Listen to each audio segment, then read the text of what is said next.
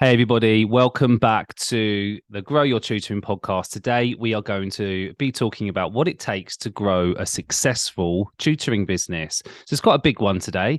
I still want to try and squeeze this into something that's under 15 minutes, but it's certainly going to give us topics to talk about and think about in the future. We're going to be focusing on three main areas. One of those areas is defining your audience. We're also going to be talking about marketing your services and what that should really look like compared to what it probably does look like. And the last point is, how do you continue your professional development as a tutor? Because this is something that gets forgotten about. We can walk away from a school because perhaps our tutoring business is doing really well, but how do we keep that professional development going? So I want to discuss that as well in this podcast. Anyway, let's run the intro and get straight to it.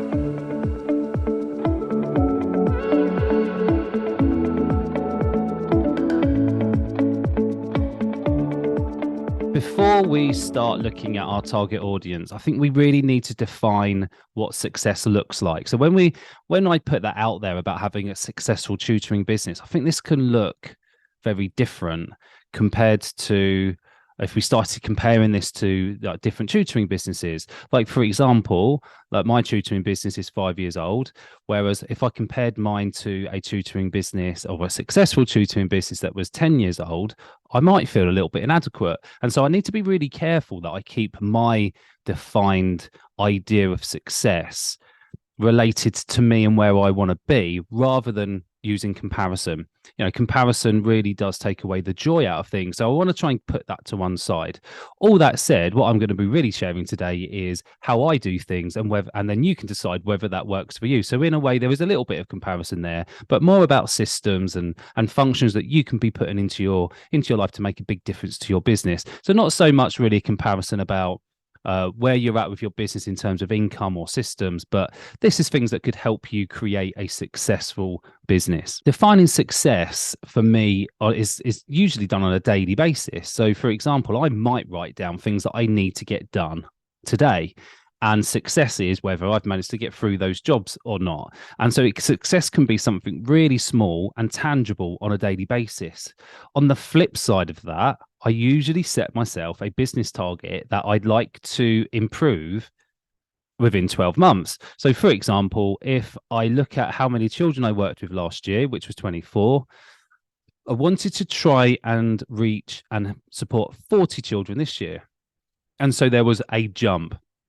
And so from a success point of view, I wouldn't consider a success until I've reached that number. So I've taken money off the table, although I do try to still look at what I take on a monthly basis and put a target there. I try to focus on how many children I'm supporting. So there's a more of a, that kind of goes in line with my brand values of looking at whether I'm providing the best value type of tutoring that I can. When defining your target audience, I think it's bigger than just saying, we want parents with children of a particular age because that fits my specialism. I think we need to go a little bit deeper than that. Like, what kind of jobs do they do? What is their general idea on education? If it's something they support, or is it something they perhaps need to work on? What was their relationship like with school? Because these are the kind of things you could be putting into your messaging on a weekly basis. Perhaps you could be writing small blogs in your Facebook group or on your Facebook page, or perhaps on your website, about how relationships or parents' relationships with school or their education can really affect the child's relationship as well. And if you start to talk about the things that you know that your ideal client would relate to, then those sorts of people will start moving towards your business. However, there is also a downside to that, in that you might have an idea of who your ideal client is, but the idea is quite short. Like, for example, that you just want to work with children who are in year 6, and therefore that's your ideal client, and you don't really know what the parents are like yet because you're quite new to the business. Drilling deeper into some of these areas is not absolutely essential, but it can make creating content and marketing and your message really easy to do, because you can imagine you're talking to one of the parents, and you can tailor that message just to them. A massive mistake I see lots of new tutors do is they They know that they are a specialist in something, but they don't target that specialism when they sell their service. They feel like they want to be everything to all people. And particularly for I'm primary school trained, so I understand and did exactly the same when I first started. I was like, look, I can teach Key Stage 1 children, I can teach Key Stage 2, I can do it all. I can do your reading, your writing, your maths. But actually, that wasn't the path to success, because when you're trying to be all things to all people, you end up actually being nothing. And it's far easier to sell something that's niched down, because the message is going to resonate with the other person. For example, if you are a parent of a child who is struggling with phonics and the early reading, and they see your post that says, I'm a Key Stage 1 and Key Stage 2 teacher, I can help your child with reading, writing and maths, which is quite generic. Compare that to if a parent saw, I'm a reading specialist, I specialize in helping children get through the synthetic phonics and increase their reading age or reading skills to, I don't know, maybe towards a free reader. Then a parent's going to take notice of that in comparison to the one that's trying to be generic. And so niching down makes life a little bit easier from a selling perspective.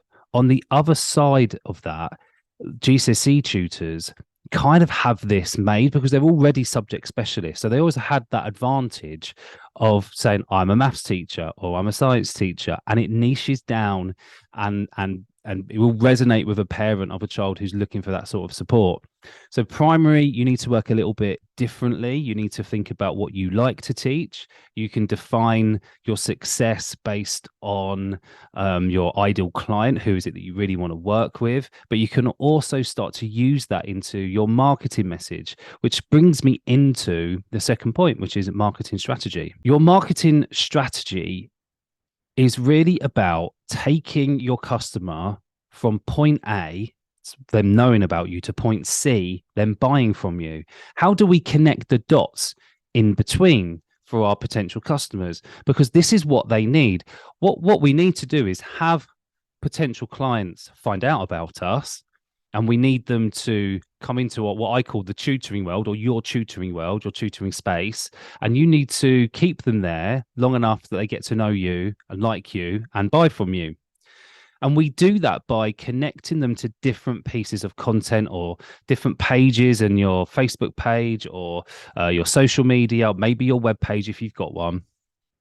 And you're taking them on. I'm really reluctant to use the word journey, but I'm going to use it anyway because I can't think of a better word.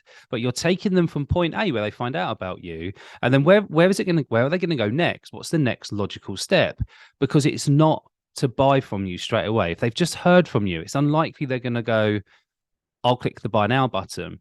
There will be stages before that they'll need to go through. One of those things is, do they know you well enough yet? Do they like you? How are you going to provide that content from the moment they come into your world to the moment that they actually buy?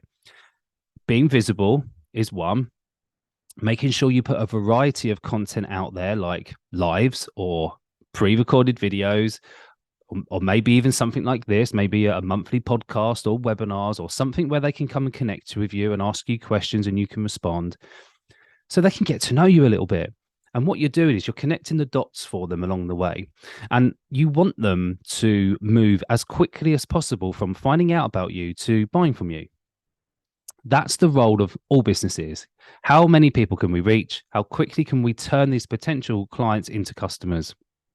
Because once you've got them as customers, that's where you provide the real value, and that's where they go and show off what they've learned from you or what they get from you, and then more and more people will know about it. I mean, particularly in the service industry, this is true. And as a tutoring business, you are in the service industry. And the final point is our continued learning and development. As a tutor that's left school myself, I know I felt quite isolated because, first of all, it's quite an isolating job. You're working on your own. And lots of small businesses or sole traders will feel like that because it's on you to find the clients, do the work, and then find more clients and do the work, and so on repeat. And it's very easy just to keep working inside your business rather than on your business and developing it. And we need to be really careful with our time. and boundaried around what time we can give to that continuous professional development. What is it that you want to learn? What's been sat at the back of your mind for the last 2 or 3 years about you, something you'd love to learn and have a bit more time on? Like mine, a lot of the time, mine always went back to business because of my business degree and some of the books that I read. Even when I was teaching, I was always thinking, I wish I could just go back and do this. I wish I could start my own business. I wish I could go to that conference or go and meet with these people. I never really had the time to do it. And even the drive, I would say, I didn't really have the drive to do it at the time. It was only when the tension was high and I needed to get something working and the business needed to grow that I thought, right, I'm going to start investing my time in this. I'm going to take it more seriously. And that's when the magic started to happen, but I had to be boundaried around it. And then I started, now I have a plan. I give myself so many days I'd like to go to training or networking events or business conferences, and that's about my professional development. And I give myself a limit on how much I can spend. And it does depend on how well the business is doing. I mean, each year that the amount I invest in myself increases, but sometimes I might need new kit. So you can see, like, I've got a microphone here, I've got a camera recording, and it should be at a high level because that was the point of investing in these things. That was at the expense of some personal development that I could have done instead. So sometimes we kind of move around the goalpost a little bit, depending on what the business needs. Don't be afraid to pay for mentors and don't be afraid to pay for training. I've invested well over £10,000 in training over the last 2 years. And in terms of equipment, I've probably matched that in terms of hardware and software that I've purchased to make a business life easier. I mean, I do most things on my own. I don't have any staff, and I've just started to ask my eldest daughters to help with some social media and editing. And that's the sort of first little step towards employment. But other than that, like, I've defined my success based on how the business has grown by numbers, like I said right at the beginning. And you need to define your success points. Mine are how many children I support. Yours can be how much money you need to make each month. I have other success measures like, can I get to this conference? Can I get to this show? Can I meet these types of people? Because of my personal growth as well. That's also part of my success criteria. But you need to set your own. What is it that you want to get out of your business? And then when you tick those off, that will feel like you've made a success. I've got one more bonus point here, and this is really almost like a bit of self-advice, because it's something which I haven't done enough of over the last 18 months in particular, and that is having collaborations with other tutors. Don't be afraid to collaborate with others around you, because one thing I've learned over the last 2 years from other successful businesses is that their business started to accelerate when they started to collaborate. What they found was that they could go fast on their own, but they went a lot further with others around them. And we shouldn't be scared to do that as tutors, because I know I'm a specialist primary school teacher, and I can work with year 5 and 6, I would say, as my specialist, but I could support in year 1 and 2. But I bet there'd be others out there who would be better at it than me. Would it be better for us to collaborate and use our strengths in that way and build a business between 2 of us, or maybe 3 or 4 of us? Or should I just keep trying to do everything on my own? I mean, I think there's an idea of having strengths in numbers as well, but collaboration can definitely be your friend. I hope this was useful. We've got a free Facebook group for tutors. It's called Grow Your Tutoring Business into a Full-Time Income. Come and search for us on Facebook. If you're not involved yet, come and get involved. We've got an amazing community in there where you can ask questions. I'm quite visible, but you're more than welcome to come and join anytime. And just take advantage of the community. Take care, everybody, and I'll speak to you very soon. See you later.